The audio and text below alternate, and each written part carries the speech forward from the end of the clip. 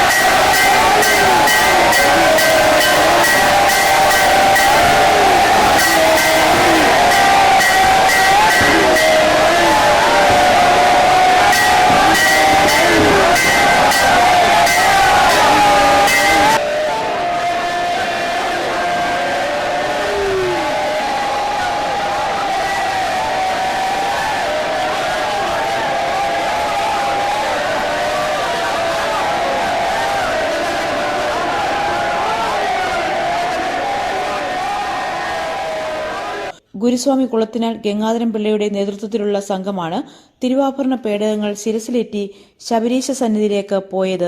മന്ത്രി Kadannappally Ramachandran, deputy speaker Chittayam Gopakumar, Pramod Narayanan MLA, Devaswom board president PS Prakash, അംഗങ്ങളായ A Ajith Kumar, G Sundaresan, ജില്ലാ കലക്ടർ S പ്രേംകൃഷ്ണൻ, ജില്ലാ പോലീസ് മേധാവി VG Vinod Kumar, Sabarimala ADM doctor Arun S Nair തുടങ്ങിയവർ സന്നിഹിതരായിരുന്നു.